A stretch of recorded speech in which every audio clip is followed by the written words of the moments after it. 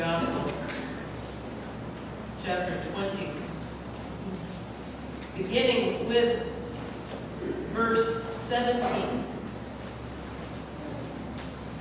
While Jesus was going up to Jerusalem, he took the 12 disciples aside by themselves, and he said to them on the way, "See, we are going up to Jerusalem, and the Son of Man will be handed over to the chief priests and scribes, and they will condemn him to death. Then they will hand him over to the Gentiles to be mocked and flogged and crucified, and on the third day he will be raised." Then the mother of the sons of Zebedee came to him with her sons, and kneeling before him, she asked a favor of him. And he said to her, "What do you want?" And she said to him, "Declare that these two sons of mine will sit one at your right hand and one at your left in your kingdom." But Jesus answered, "You do not know what you are asking. Are you able to drink the cup that I am about to drink?" And they said to him, "We are able." He said to them, "Then you will indeed drink my cup. But to sit at my right hand and at my left hand, this is not mine to grant, but it is for those for whom it has been prepared by my Abba Father." When the 10 other disciples heard it, they were angry with the two brothers. But Jesus called them to him and said, "You know, the rulers of the Gentiles lord it over with them, and their great ones are tyrants over them. It will not be so among you. But whoever wishes to be great among you must be your servant, and whoever wishes to be first among you must be your slave. Just as the Son of Man came not to be served, but to serve, and to give his life as a ransom for many." Thus ends the reading of the word. Let me get this thing turned around right.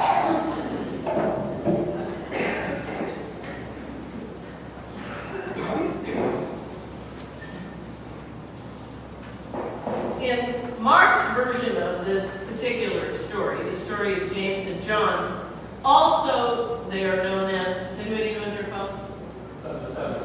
The brothers Boanerges, translated the Sons of Thunder, also known as the Sons of Thunder. In Mark's version of this story, the two James John Sons of Thunder brothers, they approach Jesus themselves, and they ask to be given the positions on his right and left, presumably the right and left sides of Jesus' eventual throne. That is, when he comes into his glory. And Matthew uses when he comes into his glory. And Mark uses glory. Matthew uses kingdom.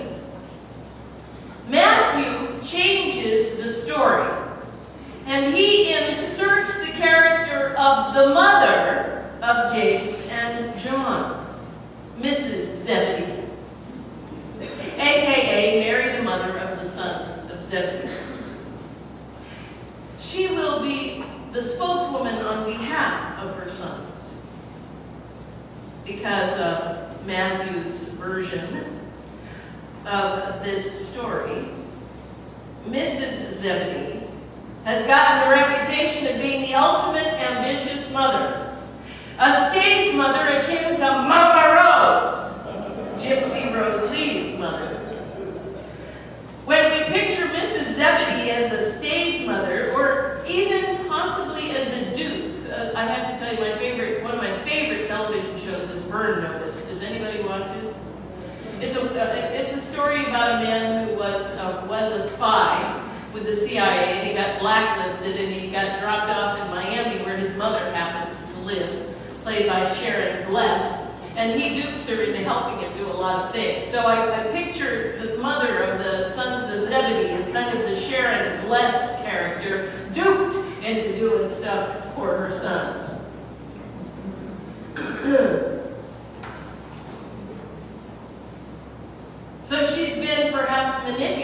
by her sons. We can tend to judge all three of these persons, James and John and their mother, as we judge them harshly. But these stories are much more complicated because they really are about real human beings. These are not paper doll cutouts on a page in a book. These stories are about real human beings, and real human beings perhaps who are missing the point and misunderstanding, not those who are possessed by selfish ambition.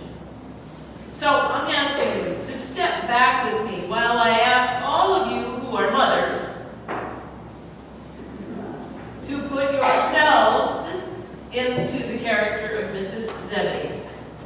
And I want you to just step into the story. Take your place with your sons kneeling at the feet of Jesus. Now, kneeling, that's an important word. Now, all of you who are sons, please decide if you are going to be James or John.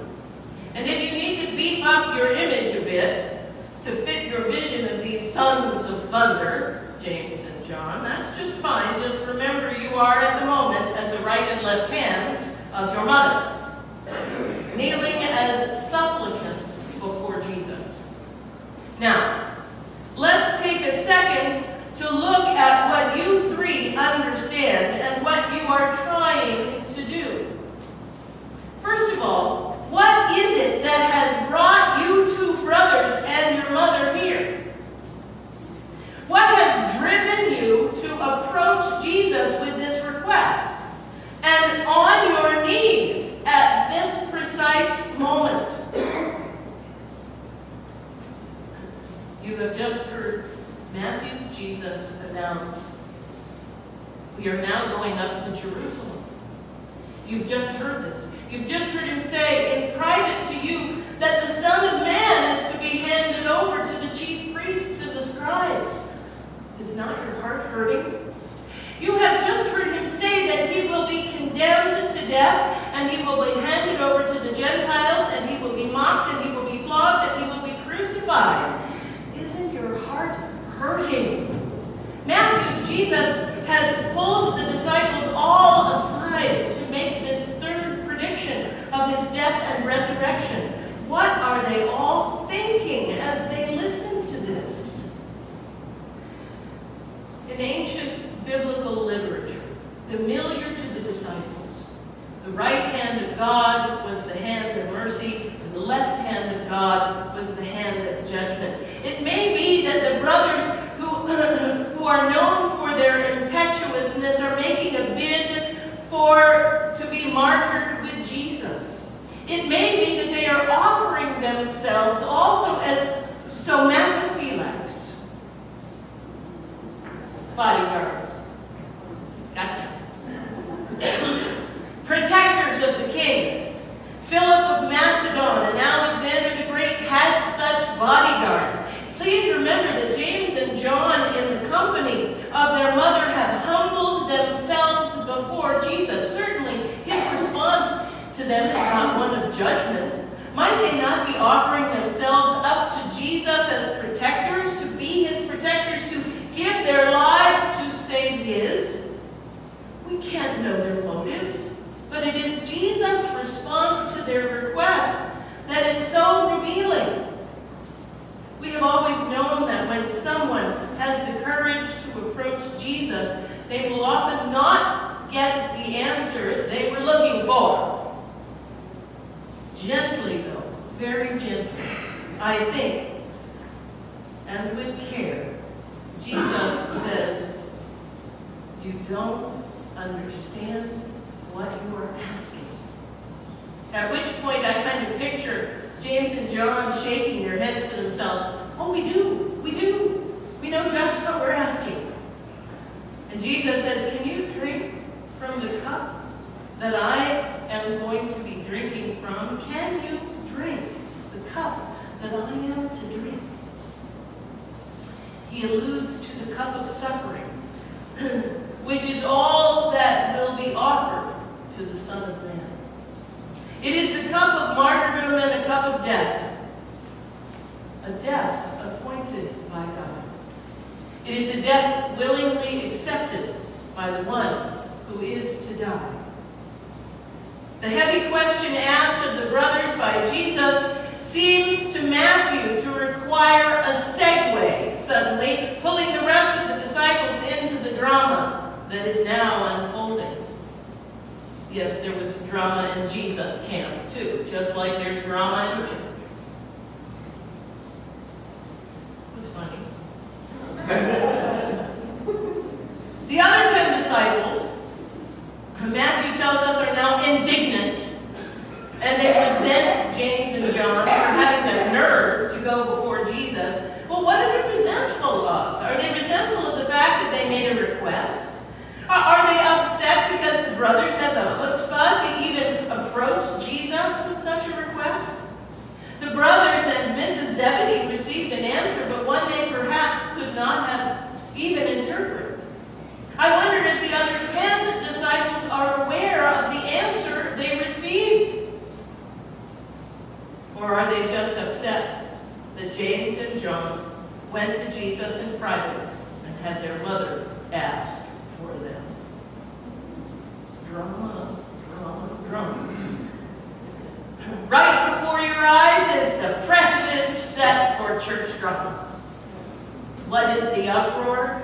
Probably more than anything else, the other 10 are afraid they're going to be left out. They are afraid that they won't know something or they won't be prepared for absolutely every contingency on this ominous journey to Jerusalem. They are afraid that James and John will be Jesus' favorites. They are all in a snit, and Matthew's Jesus must now calm the waters. What Matthew does so subtly here is to invite us all into the drama, to hear how Jesus will sort everyone out, including us.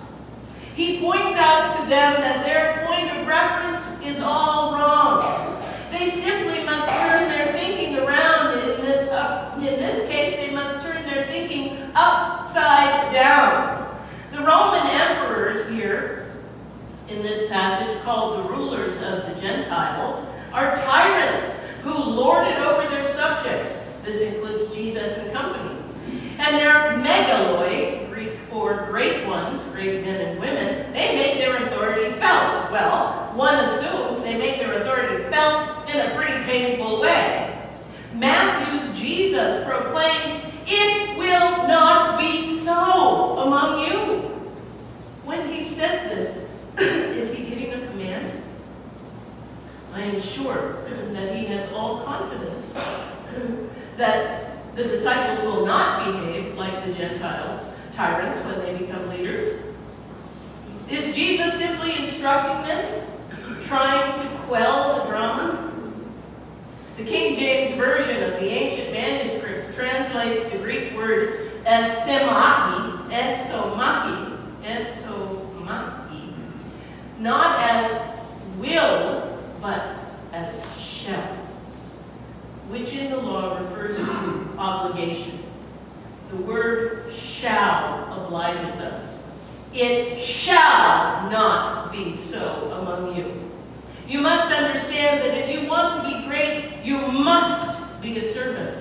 Not a sham of a servant, like so many self-aggrandizing elected officials and politicians, but truly a servant, a diakonos in Greek, which is in the disciples' experience one who waits tables. A table waiter, among the lowliest of servants and without any notions of power or greatness. If you want to be first, he says, you must be a slave to all. None of what Matthew's Jesus says here is in the least an attractive prospect to the disciples. A slave, a doulos, is one who gives him or herself over to another's will. One's own needs have no consideration when one is a slave. This is what Jesus means when he asks, "Are you able to drink the cup that I am about to drink? Oh, we are able.